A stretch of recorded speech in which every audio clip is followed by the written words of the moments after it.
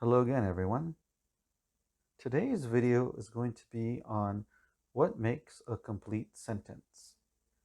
Now, I have done videos in the past emphasizing writing a complete sentence. Make sure you have a complete sentence written out, and I've explained pretty briefly actually what it is, but I've never really gone into real specifics on what exactly makes a complete sentence.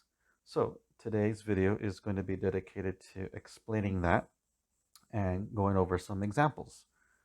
Okay, so again, the question is, what makes a complete sentence?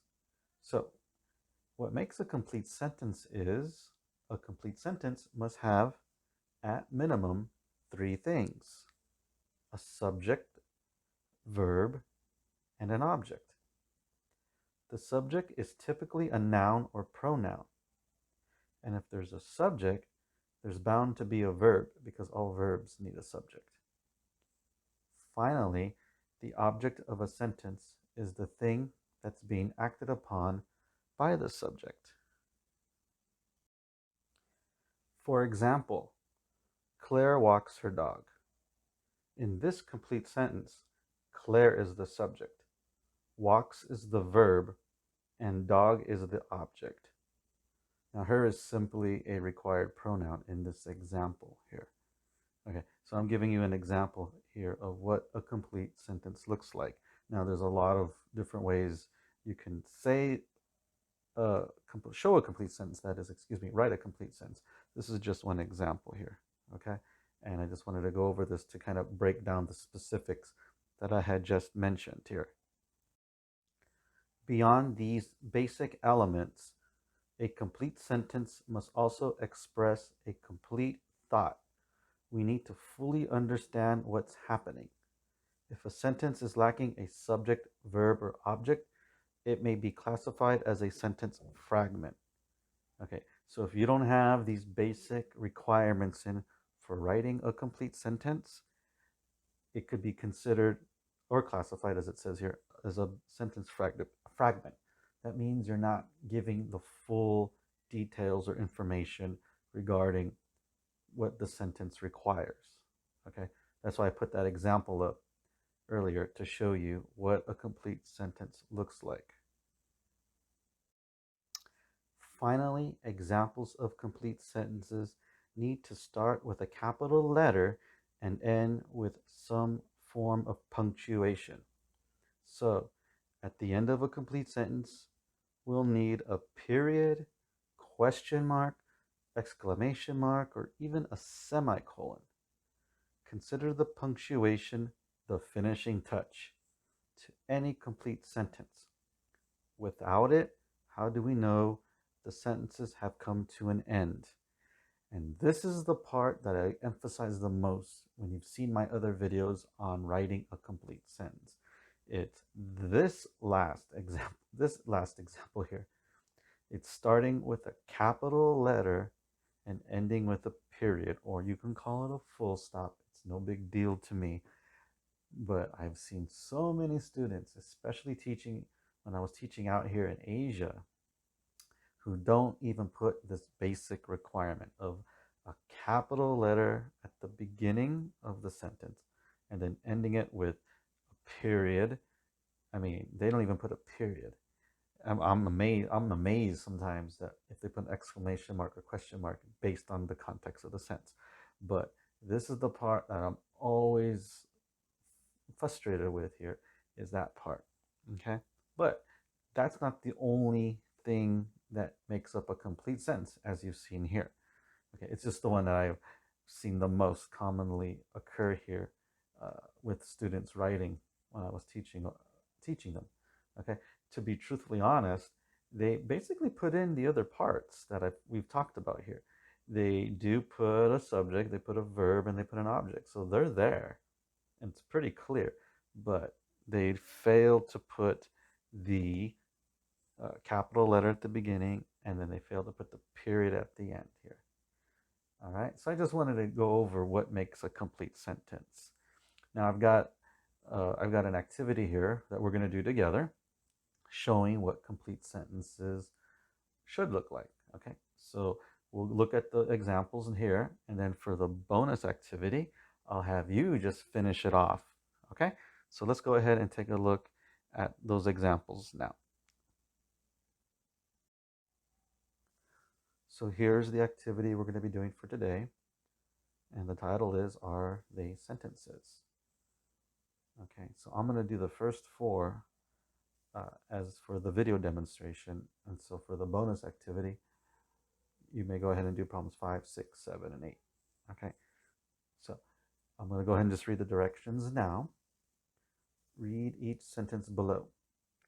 If it is complete, write complete. If it's an incomplete sentence, rewrite the sentence to make it complete. So basically, if it's correct, you just write complete. That's it. And I've mentioned this in previous videos where if you don't have to write a complete sentence, you don't have to.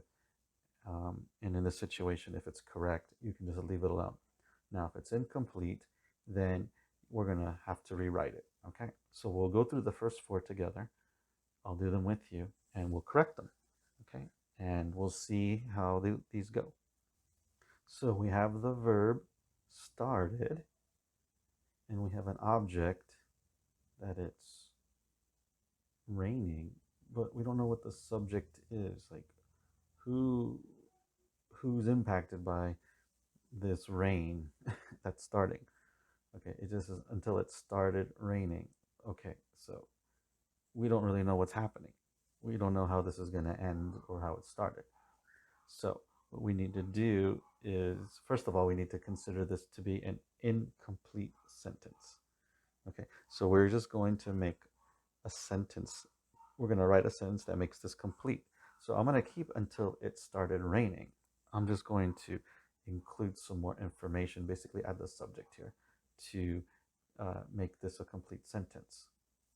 So we have here until it started raining, and I guess I'll say until it started raining, Sally was playing outside. And now we have accomplished writing a complete sentence because we now know who the subject is, and we already have our verb and object here. So, and again, I'm going to keep it as it is and just insert it at the back. Now, you don't have to start it at the back. You can put it at the front, or you don't even have to use what I just said. This is just an example, okay? So I've already indicated that we needed a noun, or a subject, excuse me, a subject, and then we also need to make sure that we capitalize until. And the reason why I left it like this is because of that whole capital at the beginning, period at the end. Okay, until is not capitalized here. So I want to keep that as an emphasis here. So we will say until it started raining, Sally was playing outside. Okay, and we'll capitalize until.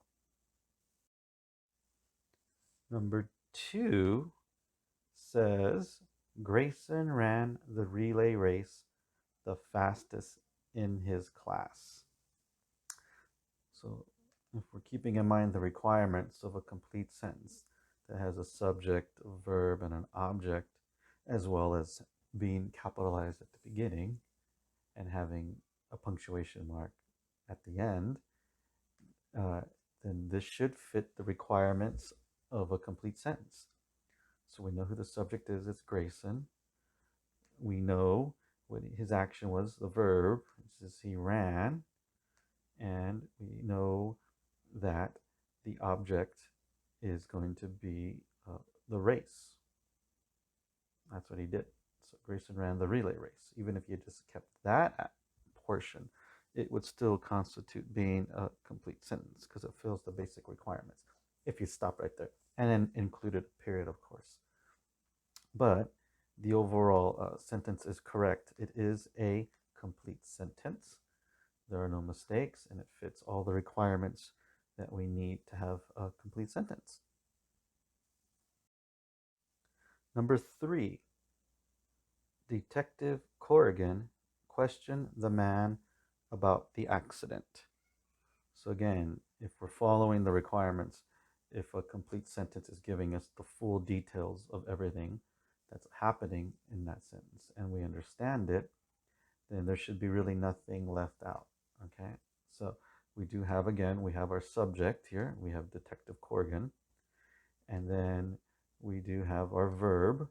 What was his action? What was he doing? Well, he questioned somebody. He questioned a man. Now, you could say that the man, again, it could be the pronoun here, okay, because it's just filling in the requirement of a pronoun to tell us, well, who's Detective Corrigan questioning, and then we know what the object is. There was an accident of some sort, okay. So looking at those requirements for a complete sentence, we know that that fits, and we can see detective is capitalized at the beginning, and at the end of the sentence we have a period or a full stop, if you like to call it that. Okay, so for number 3, the answer is complete. Okay, there are no mistakes, and it fits all the requirements of writing a complete sentence. And finally, number 4. Number 4 says, last week Betty and her sister, and that's it. There's nothing else included in here. So other than having the subject here, which is Betty and her sister, actually there's 2 subjects, we have absolutely no idea what they're doing and what the object is, what's being acted upon. Okay, last week is just kind of giving us just like a timeline. But if you leave out last week, you can say Betty and her sister, well, we'll include something at the end, and then I'll restate that. Okay, so this is an incomplete sentence, and we need to fix it. Okay, so what am I going to say here? And again, it's just all, this part is, very subjective here. You can include anything you want, so long as it makes it a complete sentence. So what I'm going to say is, last week, Betty and her sister ate sushi. Okay, and now we have fulfilled the basic requirements of a complete sentence. We have our subject, which is Betty and her sister. We know the verb is ate, that was their action, and we have the object of it being sushi. That's what they did. So to make this a complete sentence, I'm going to say, last week, Betty and her sister ate sushi. And of course, put the period at the end. I'm not mentioning it per se because you can see it on the video here. Okay, it's only when it's not there that I make it very obvious. But the word last is already capitalized, so we have that. And then at the end of the sentence, we have our period or full stop. And now we have a complete sentence. So the bonus activity, like I said at the beginning of the video, will be for you to complete problems 5, 6, 7, and 8, doing the exact same thing that I've just done for problems 1 through 4. Okay, so if it's a complete sentence, you just write complete.